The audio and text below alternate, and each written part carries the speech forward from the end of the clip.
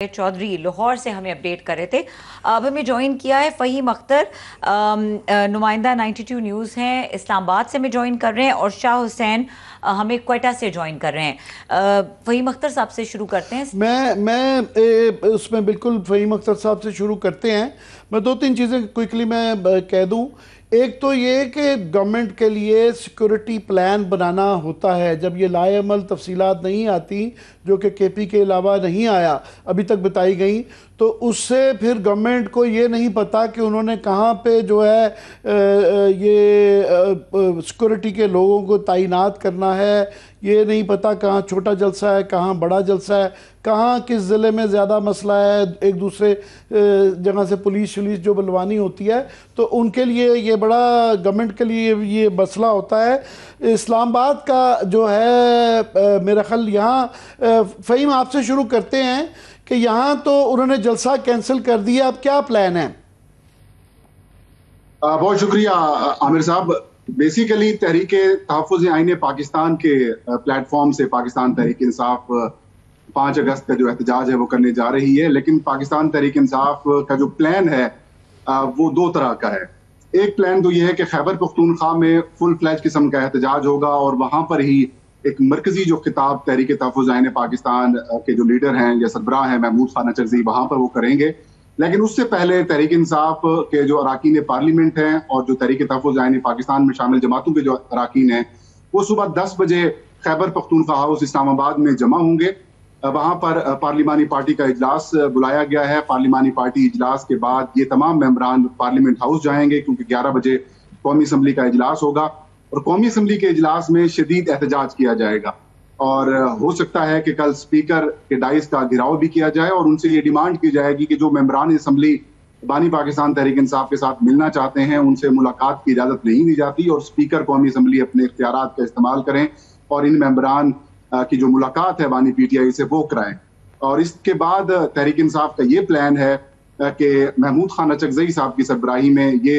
Adiala jail जाएंगे और वहां पर इमरान खान से मुलाकात की कोशिश करेंगे। जैसे ही ये प्लान सामने आया है उसके बाद वैसे फ़हीम आप तक ये इतला अगर आ गई है कि कल उन्होंने केपी हाउस में इकट्ठे होना है और बाद में नेशनल असम्बली के इजलास में शिरकत करनी है, तो इस बात का भी इम्कान हो सकता है कि वो इसके बाद गिरफ्तार केपी हाउस से हो जाए या इजलास को भी वो कैंसिल किया जा सकता है। मगर हमारी जो इतला थी कि महमूद खान अचरज़ई जो है स्वाबी के जलसे में जाएंगे, तो यहाँ से अडियाला के बाद वहाँ जाएंगे?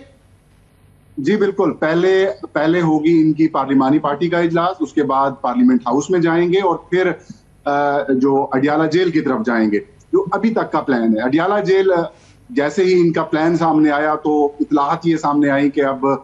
जो सुप्रिटेंडेंट है अडियाला जेल, उनकी तरफ से सीपीओ रावलपिंडी को खत लिखा गया है और ये बताया गया है कि कल धागल नाका जो है अडियाला जेल गेट नंबर 5 की तरफ, वहां पर पीटीआई के अराकीन और वर्कर्स जमा होंगे, तो इसलिए इजाफी नफरी भी वहां पर तलब कर ली गई है। और अब हो सकता है कि रात गए पाकिस्तान तहरीक इंसाफ का ये प्लान कैंसिल हो जाए कि सिर्फ बुकला ही जाएंगे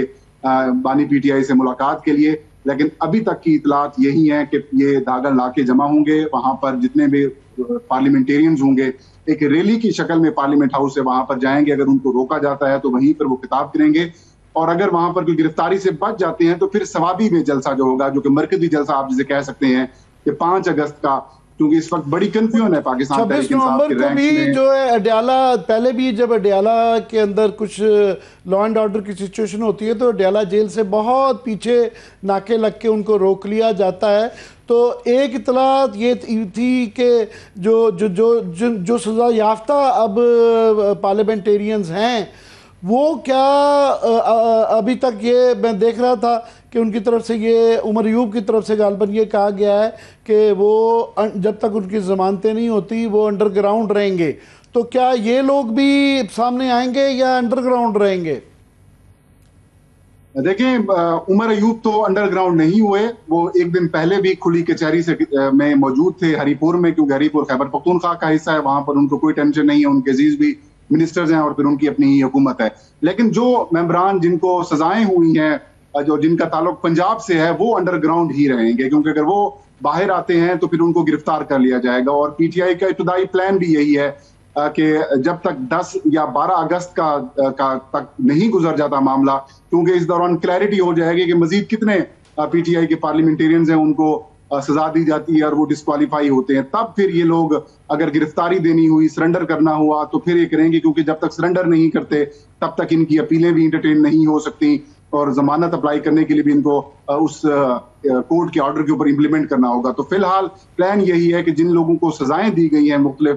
ATCs کی جانب سے، وہ باہر نہیں آئیں گے، وہ انڈر گراؤنڈ ہی رہیں گے۔ تاہم خیبر پختونخوا میں کوئی مسئلہ نہیں ہے، وہاں پر ہی لوگ جو ہیں وہ موجود رہیں گے۔ میں آپ کی اجازت سے شاہ حسین صاحب، معذرت کے ساتھ آپ کو اتنی دیر انتظار کروایا گیا کہ بلوچستان چونکہ اگین KP کی طرح وہاں بھی سیکورٹی کی سچویشن ہے، مگر عام خیال یہ تھا کیونکہ وہاں سے نمائندگی PTI کی بڑی تھوڑی ہے، تو یہ جو کال دی گئی ہوئی ہے ایک سیکورٹی سچویشن میں، کیا آپ صورتحال دیکھتے ہیں وہاں پہ بلوچستان میں، کوئٹہ اور باقی بلوچستان کے حوالے سے بھی کہیں؟ جی عامر صاحب، یہاں کی صورتحال یقیناً خیبر پختونخوا سے تھوڑی سی مختلف ہے، چونکہ یہاں پہ پیپلز پارٹی اور مسلم لیگ نون کی مخلوط حکومت ہے، اور PTI جو ہے ان کی صوبائی اسمبلی میں نمائندگی بھی نہیں ہے، اور وہ اپوزیشن کی جماعت ہے۔ تو یہاں پہ انہوں نے تیاریاں تو کی ہوئی ہے پاکستان تحریک انصاف نے کہ احتجاج ہوگا، نہ صرف کوئٹہ بلکہ بلوچستان کے دیگر اضلاع میں بھی انہوں نے مختلف پروگرامز ترتیب دیے ہیں احتجاج کے، اجتماعات کے، ریلیوں کے اور احتجاجی مظاہروں کے۔ کوئٹہ میں انہوں نے 3 مقامات کا انتخاب کیا ہے، اور پہلی ترجیح یہ ہے کہ یہاں پہ جو ریلوے ہاکی گراؤنڈ ہے یہاں پہ اکٹھے ہوں گے، اور یہاں پہ ایک اجتماع ہوگا اور یہاں پہ مقررین خطاب کریں گے، پھر بعد ازاں یہاں سے ریلی نکالی جائے گی۔ مگر دوسری جانب یہاں پہ گورنمنٹ نے بھی تیاریاں کی ہوئی ہیں، اور چونکہ بلوچستان میں یقیناً سیکورٹی خدشات ہیں اور ایک ڈسٹرب علاقہ ہے یہاں پہ، کوئٹہ اور اندرون بلوچستان حالیہ دنوں میں واقعات بھی ہوتے رہے ہیں، تو دفعہ 144 نہ صرف کوئٹہ بلکہ بلوچستان بھر میں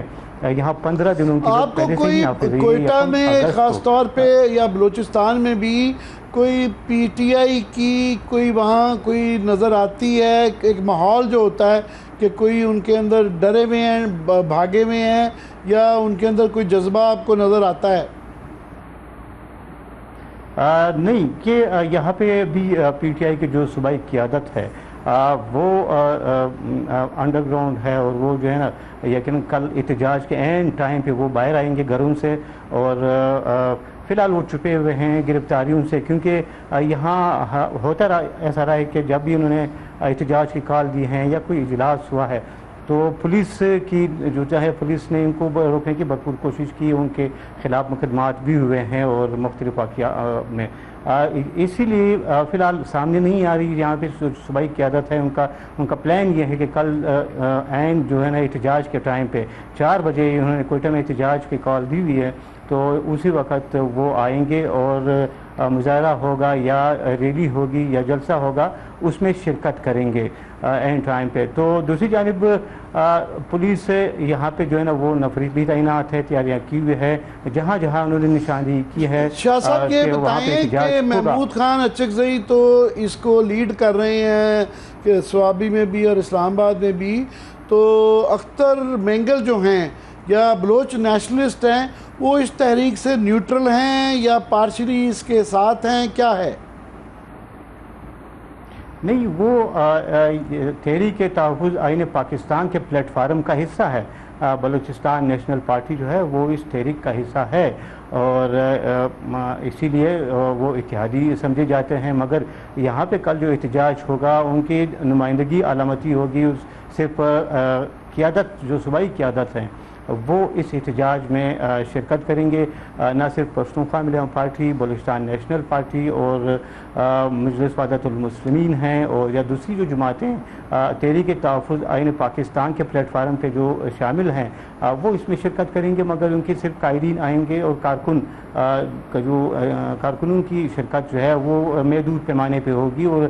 بڑا جو احتجاج ہے وہ PTI اپنے پلیٹ فارم سے کرنے جا رہی ہے۔ بہت بہت شکریہ شاہ صاحب آپ کا بھی اور